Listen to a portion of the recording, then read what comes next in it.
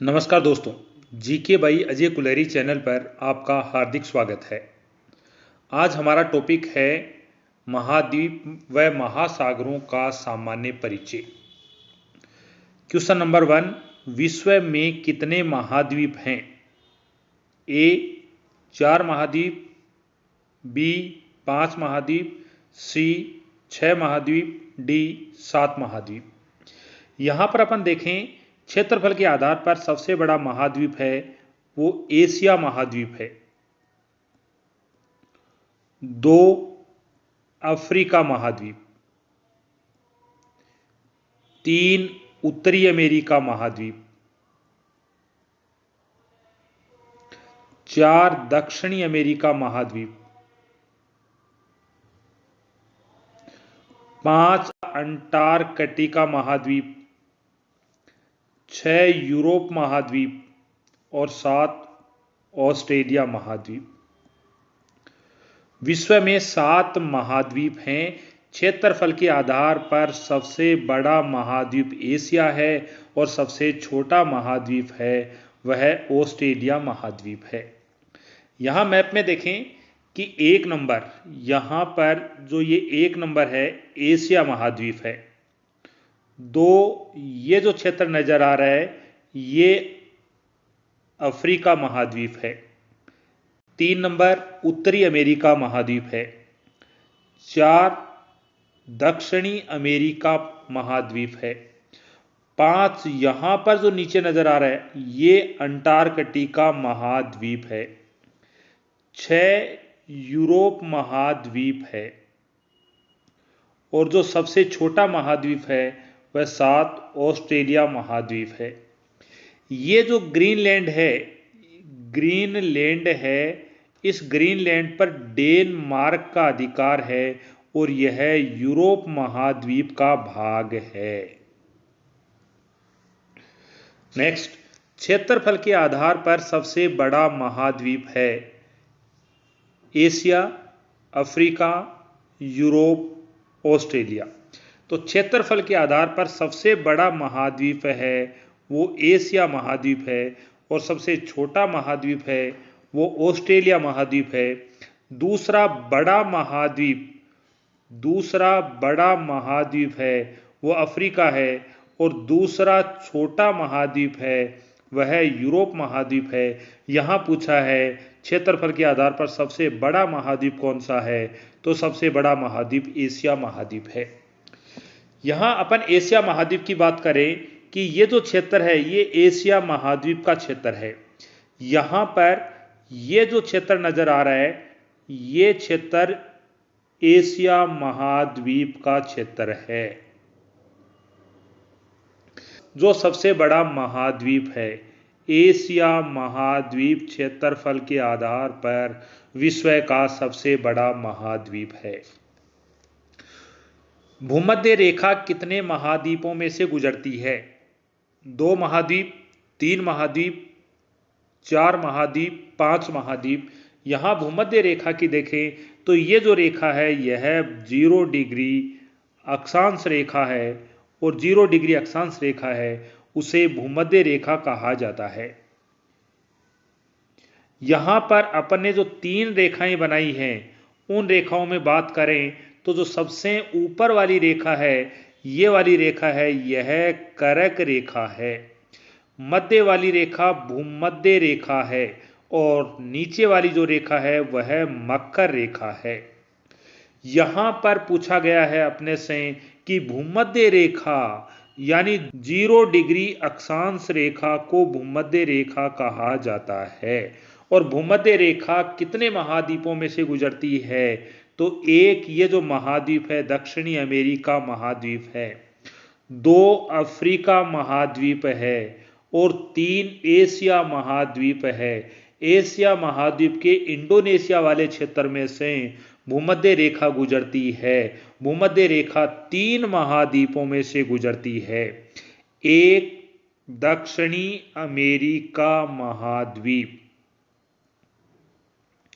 2 Africa महाद्वीप, 3 Asia महाद्वीप। ये 3 महाद्वीपों में से गुजरती है। कर्क रेखा किस महाद्वीप में से नहीं गुजरती है? ए दक्षिणी अमेरिका, ब उत्तरी अमेरिका, स अफ्रीका, द एशिया। यहां पर कर्क रेखा की बात करें तो ये जो रेखा है वह कर्क रेखा है, और कर्क रेखा है यह 3 महाद्वीपों में से गुजरती है। एक उत्तरी अमेरिका महाद्वीप में से गुजरती है, 2 अफ्रीका महाद्वीप में से गुजरती है, और 3 एशिया महाद्वीप में से गुजरती है। यहां पर अपने से पूछा है किस में नहीं गुजरती, तो ये दक्षिणी अमेरिका में से नहीं जाती है। इन तीनों में से कर्क रेखा गुजरती है। कर्क रेखा है वह भारत के कितने राज्यों से गुजरती है? 8 राज्यों से गुजरती है। 1 गुजरात, 2 राजस्थान, 3 मध्य प्रदेश, 4 छत्तीसगढ़, 5 झारखंड, 6 पश्चिम बंगाल, 7 त्रिपुरा, 8 मिजोरम। 8 राज्यों से कर्क रेखा गुजरती है। 0 डिग्री अक्षांश रेखा को कहा जाता है? ए ग्रीनविच रेखा, बी भूमध्य रेखा, स कर्क रेखा, द मकर रेखा। तो ग्रीनविच रेखा है ये कहा जाता है 0 डिग्री देशांतर रेखा को। भूमध्य रेखा कहा जाता है 0 डिग्री अक्षांश रेखा को। कर्क रेखा कहा जाता है 23.5 डिग्री उत्तरी अक्षांश रेखा को। मकर रेखा कहा जाता है 23.5 डिग्री दक्षिणी अक्षांश रेखा को। यहां पर अपने से पूछा है कि 0 डिग्री अक्षांश रेखा को क्या कहा जाता है? 0 डिग्री अक्षांश रेखा को भूमध्य रेखा कहा जाता है, और भूमध्य रेखा को विषुवत रेखा भी कहते हैं।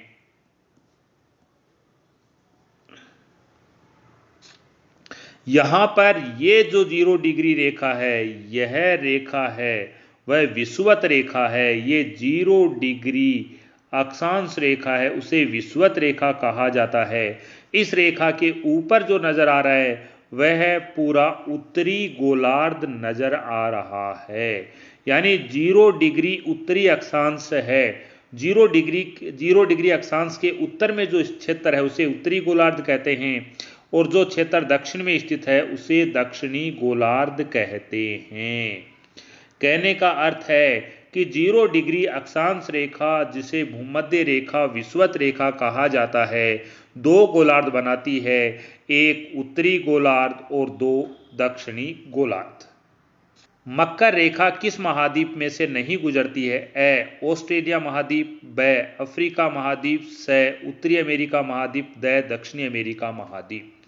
यहां पर पूछा है मकर रेखा, तो ये जो रेखा है यह मकर रेखा है, और मकर रेखा कितने महाद्वीपों में से गुजरती है? 3 महाद्वीपों में से गुजरती है। 1 नंबर दक्षिणी अमेरिका महाद्वीप, 2 अफ्रीका महाद्वीप, और 3 ऑस्ट्रेलिया महाद्वीप। यहां पूछा है किस में से नहीं गुजरती है, तो ये उत्तरी अमेरिका महाद्वीप में से नहीं गुजरती है। मैप में ये जो क्षेत्र है यह उत्तरी अमेरिका का भाग है, इसमें से मकर रेखा है वह नहीं गुजरती है। क्वेश्चन नंबर 7, भूमध्य रेखा और ग्रीनविच रेखा अफ्रीका महाद्वीप के किस देश में मिलती हैं? ए मोरक्को, बी अल्जीरिया, स लीबिया, द मिस्र। यहां पर अपन देखें कि ये जो रेखा है यह रेखा भूमध्य रेखा है। यहां पर यह जो बीच में रेखा है यह जो रेखा है वह रेखा 0 डिग्री देशांतर रेखा है जिसे ग्रीनविच रेखा कहा जाता है। और यहां पूछा गया है कि ग्रीनविच रेखा और ये जो भूमध्य रेखा है यह आपस में कहां पर मिलती हैं? तो ये अटलांटिक महासागर है, ये अटलांटिक महासागर में मिलती हैं। यहां पर अपने को जो है भूमध्य रेखा यानी 0 डिग्री अक्षांश रेखा और 0 डिग्री देशांतर रेखा आपस में कहां मिलती हैं? तो ये जो दोनों रेखाएं हैं वह अटलांटिक महासागर में मिलती हैं। कहने का अर्थ है ये जल में मिलती हैं। ये सारे ऑप्शन गलत हैं और अटलांटिक महासागर में मिलती हैं।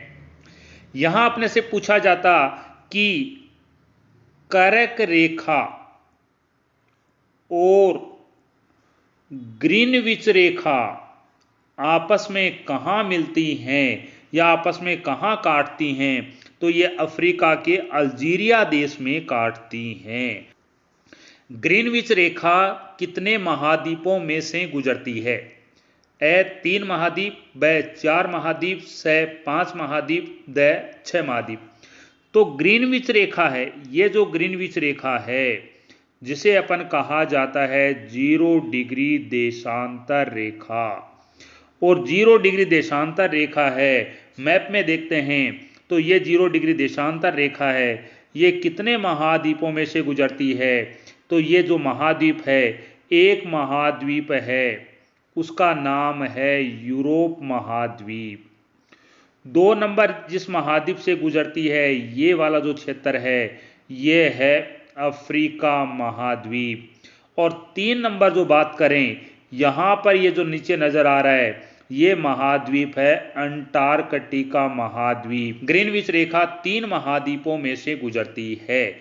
यहां कितने महाद्वीपों में से? 3 में से गुजरती है। 1 नंबर यूरोप महाद्वीप, 2 नंबर अफ्रीका महाद्वीप, 3 नंबर अंटार्कटिका महाद्वीप। 3 महाद्वीपों में से ग्रीनविच रेखा गुजरती है। आर्कटिक वर्त कितने महाद्वीपों में से गुजरता है? ए 1 महाद्वीप, ब 2 महाद्वीप, स 3 महाद्वीप, द 4 महाद्वीप। आर्कटिक वर्त है वह कहा जाता है 66.5 डिग्री उत्तरी अक्षांश का जो वर्त है, जो वर्त बनता है उसे आर्कटिक वर्त कहा जाता है। मैप में देखें तो यहाँ पर ये जो रेखा खींची है यह आर्कटिक वर्त है। आर्कटिक वर्त उत्तरी अमेरिका महाद्वीप में से गुजरता है। 2 अफ्रीका महाद्वीप में से गुजरता है। 3 एशिया महाद्वीप में से गुजरता है। तो आर्कटिक वर्त कितने में से गुजरता है? 3 महाद्वीपों में से गुजरता है। 1 उत्तरी अमेरिका महाद्वीप, 2 यूरोप महाद्वीप, 3 एशिया महाद्वीप। नेक्स्ट चलते हैं आगे। कर्क रेखा किस महाद्वीप में से नहीं गुजरती है? ए उत्तरी अमेरिका महाद्वीप, ब यूरोप महाद्वीप, स अफ्रीका महाद्वीप, द एशिया महाद्वीप। यहां बात कर रहे हैं अपन कर्क रेखा की, तो ये जो रेखा गुजर रही है, यह रेखा कर्क रेखा गुजर रही है जो भारत के मध्य से गुजरती है। और भारत का जो क्षेत्र है, ये भारत का क्षेत्र है, इस भारत के 8 राज्यों में से गुजरती है। यहां अपने से पूछा है कितने महाद्वीपों में से गुजरती है, तो 1 नंबर है वह उत्तरी अमेरिका महाद्वीप है। 2 नंबर अफ्रीका महाद्वीप है। और 3 नंबर नजर मारें तो यहां पर ये जो नजर आ रहा है यह अपना एशिया महाद्वीप है। तो 3 महाद्वीपों में से गुजरती है। यहां पूछा है किस में से नहीं गुजरती, तो उत्तरी अमेरिका में से गुजरती है, अफ्रीका में से गुजरती है, एशिया में से गुजरती है, यूरोप में से नहीं गुजरती। इसका मतलब उत्तर हुआ यूरोप महाद्वीप में से कर्क रेखा नहीं गुजरती है। कर्क रेखा भारत के कितने राज्यों में से गुजरती है? ए 4 राज्य, ब 5 राज्य, स 8 राज्य, द 10 राज्य। कर्क रेखा भारत के 8 राज्यों से गुजरती है। 1 number Gujarat, 2 number Rajasthan, 3 number Madhya Pradesh, 4 number Jharkhand, 5 number Chhattisgarh, 6 number पश्चिमी बंगाल, 7 त्रिपुरा और 8 मिजोरम। कर्क रेखा भारत के 8 राज्यों से गुजरती है। यहाँ भारत की बात करें, ये जो क्षेत्र है ये भारत का क्षेत्र है और इस भारत के बीच में से कर्क रेखा गुजर रही है और भारत के 8 राज्यों से गुजरती है। ध्यान रखना, ये जो चीन का क्षेत्र है, इस चीन में से भी कर्क रेखा गुजरती है। सामान्यतः अपन देखते हैं कि चीन में से कर्क रेखा नहीं गुजरती होगी, परंतु ध्यान रखना ये चीन है और चीन में से इस क्षेत्र से कर्क रेखा गुजरती है। नेक्स्ट, विषुवत रेखा या भूमध्य रेखा दक्षिणी अमेरिका महाद्वीप के किस देश में से गुजरती है? ए इक्वेडोर, ब कोलंबिया, स ब्राजील, द सभी। तो विषुवत रेखा है, भूमध्य रेखा दक्षिणी अमेरिका महाद्वीप के इक्वेडोर, कोलंबिया, ब्राजील इन देश से गुजरती है। यहाँ पर ये जो क्षेत्र है यह ब्राजील का क्षेत्र है और यहाँ पर विश्व की सबसे बड़ी नदी है वो अमेजन नदी है जो यहाँ पर ब्राजील में बहती है। और ये जो पूरा संपूर्ण क्षेत्र है यह दक्षिणी अमेरिका महाद्वीप का क्षेत्र है। यहाँ पूछा था विषुवत रेखा दक्षिणी अमेरिका महाद्वीप के किस देश में से गुजरती है? तो इक्वेडोर, कोलंबिया, ब्राजील सभी देशों में से गुजरती है। अंटार्कटिक वर्त किस महाद्वीप में से गुजरता है? ए उत्तरी अमेरिका महाद्वीप, ब यूरोप महाद्वीप, स एशिया महाद्वीप, द अंटार्कटिका महाद्वीप। यहाँ पर अपन नजर मारें तो यहाँ पर ये नीचे की तरफ बात देखें तो यहाँ पर 66.5 डिग्री है। ये 66.5 डिग्री इसे कहा जाता है अंटार्कटिक वर्त और यह अंटार्कटिका महाद्वीप है उसमें से गुजरता है। यहाँ पर अंटार्कटिका महाद्वीप में से गुजरता है। ये अंटार्कटिक वर्त है, ये कितने डिग्री अक्षांश है? तो यह 66.5 डिग्री दक्षिणी अक्षांश रेखा को आर्कटिक वर्त कहा जाता है जो अंटार्कटिका महाद्वीप में से गुजरती है। जो अंटार्कटिका महाद्वीप है ये क्षेत्रफल के आधार पर 5वां सबसे बड़ा महाद्वीप है और अंटार्कटिका महाद्वीप में 6 माह के दिन और 6 माह की लगातार रातें होती हैं। नेक्स्ट, मकर रेखा को 2 बार काटने वाली नदी है? ए माही नदी, ब कांगो नदी, स लिम्पोपा नदी, द नील नदी। माही नदी है वह कर्क रेखा को 2 बार काटती है। कांगो नदी भूमध्य रेखा जिसे विषुवत रेखा कहा जाता है उसको 2 बार काटती है। लिम्पोपा नदी है वह मकर रेखा को 2 बार काटती है। नील नदी है यह विश्व की सबसे लंबी नदी है। विश्व की सबसे लंबी नदी कौन सी है? नील है और नील नदी है यह अफ्रीका महाद्वीप में बहती है। यहाँ पर कांगो नदी और लिम्पोपो नदी ये दोनों नदियाँ अफ्रीका महाद्वीप की नदियाँ हैं और ये जो कर्क रेखा को काटने वाली माही नदी है यह एशिया महाद्वीप के भारत देश में बहने वाली नदी है। यहाँ पूछा है मकर रेखा को 2 बार काटने वाली नदी कौन सी है? तो मकर रेखा को 2 बार काटने वाली नदी लिम्पोपो नदी है। यहाँ पर ये जो क्षेत्र है ये अफ्रीका महाद्वीप का क्षेत्र है और यहाँ से ये जो मकर रेखा है इसको काटती है और यह अपना जल है यहाँ पर हिंद महासागर में ले जाती है और यह जो क्षेत्र आपको नजर आ रहा है ये वाला, ये जो द्वीप है यह मेडागास्कर द्वीप है जो हिंद महासागर में स्थित है। प्रशांत महासागर से तटीय सीमा नहीं बनाता है? ए उत्तरी अमेरिका महाद्वीप, ब यूरोप महाद्वीप, स दक्षिणी अमेरिका महाद्वीप, द एशिया महाद्वीप। अपन प्रशांत महासागर की बात करें तो यहाँ पर ये जो अपन सीमा बना रहे हैं यह जो तटीय सीमा बन रही है यह उत्तरी अमेरिका महाद्वीप है और इसके नीचे की तरफ देखते हैं तो यह दक्षिणी अमेरिका महाद्वीप है। इनकी तटीय सीमा है वह प्रशांत महासागर से लगती है। यहां पर इधर देखते हैं अपन, यहां पर ये जो क्षेत्र है वह एशिया का भाग है और यहां पर विश्व का सबसे छोटा महाद्वीप ऑस्ट्रेलिया महाद्वीप है। और ऑस्ट्रेलिया की जो पूर्वी तट है और एशिया का पूर्वी तट है यह प्रशांत महासागर के लगता है। यहां पर देखें प्रशांत महासागर है, उसके कितने महाद्वीप लगते हैं? एक एशिया महाद्वीप, दो ऑस्ट्रेलिया महाद्वीप, तीन उत्तरी अमेरिका महाद्वीप, चार दक्षिणी अमेरिका महाद्वीप।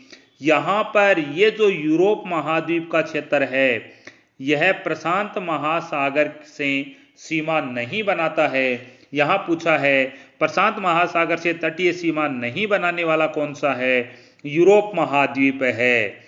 यह यूरोप महाद्वीप क्षेत्रफल की दृष्टि से दूसरा सबसे छोटा महाद्वीप है।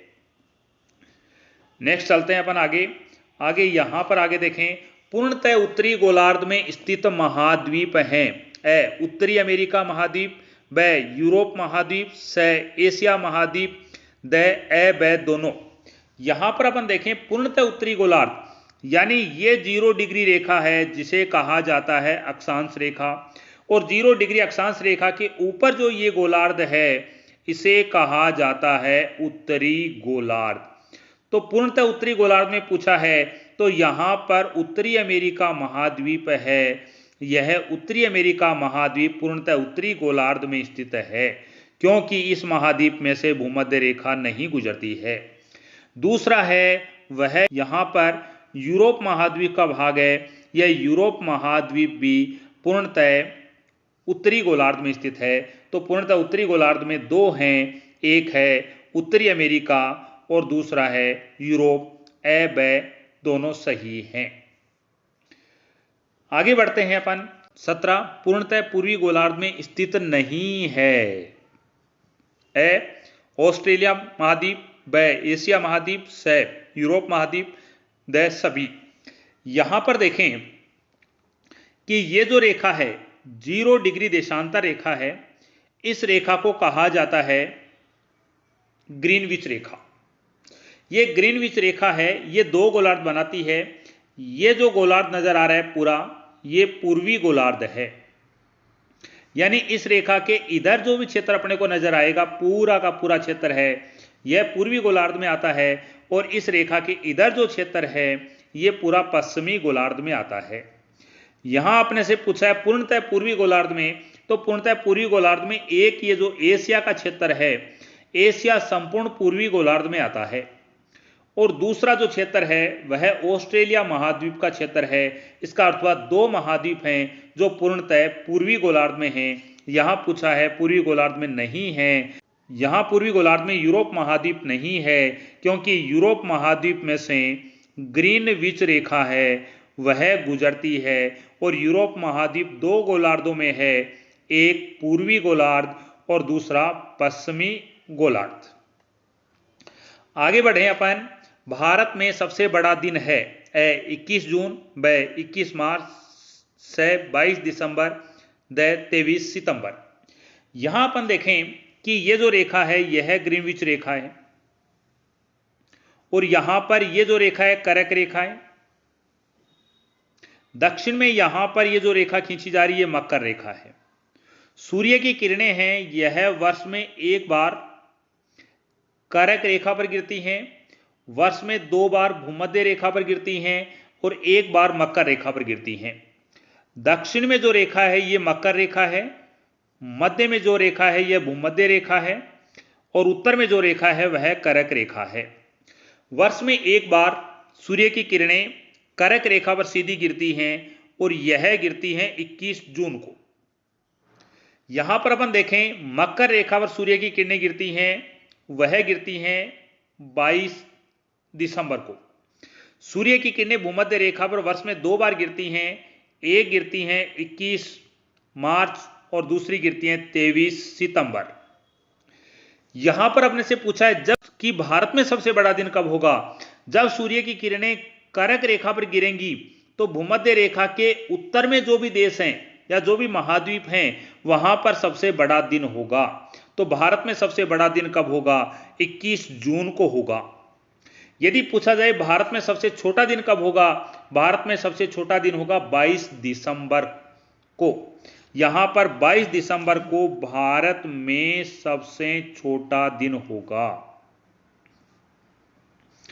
21 मार्च और 23 सितंबर को भारत में दिन रात बराबर होंगे, क्योंकि सूर्य की किरणें हैं वह भूमध्य रेखा पर क्या होती हैं? सीधी गिरती हैं। जब सूर्य की किरणें भूमध्य रेखा पर सीधी गिरती हैं तो पूरे विश्व में दिन रात बराबर होते हैं।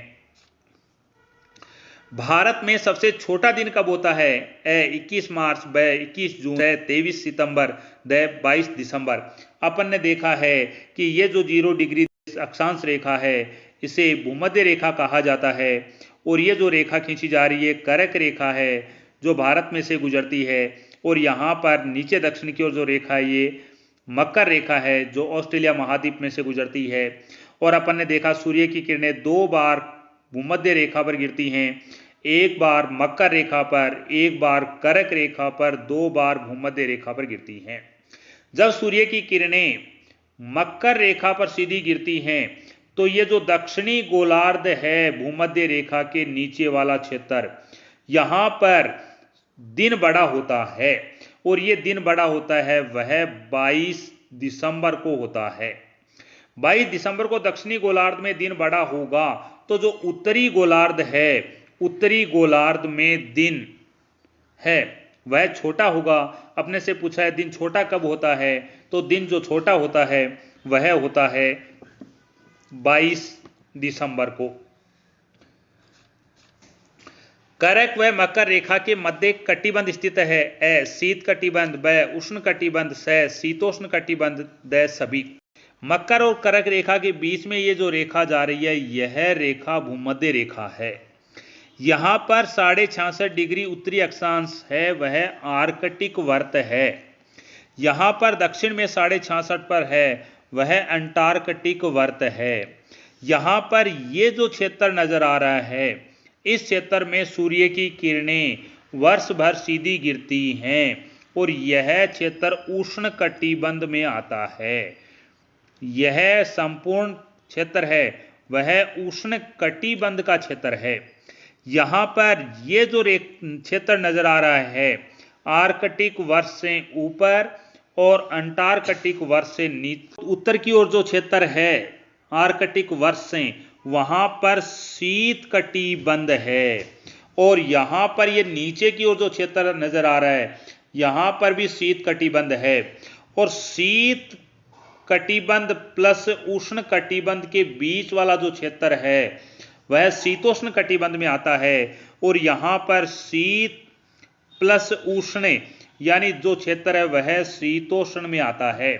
यह क्षेत्र है वह कर्क रेखा है, यह आर्कटिक वर्त है। आर्कटिक वर्त और कर्क के मध्य शीतोष्ण कटिबंध है। कर्क और मकर रेखा के बीच में जो क्षेत्र है यह उष्ण कटिबंध है, और यहाँ पर मकर और अंटार्कटिक वर्त के बीच का क्षेत्र है यह शीतोष्ण कटिबंध है। यहाँ आपने से पूछा है कर्क 23.5 डिग्री उत्तरी अक्षांश रेखा को कर्क रेखा कहा जाता है। 23.5 डिग्री दक्षिणी अक्षांश रेखा को मकर रेखा कहा जाता है। ये कर्क रेखा वाला क्षेत्र है, और नीचे यहां पर ये मकर रेखा वाला क्षेत्र है। कर्क और मकर रेखा के मध्य जो कटिबंध है वह उष्ण कटिबंध आता है।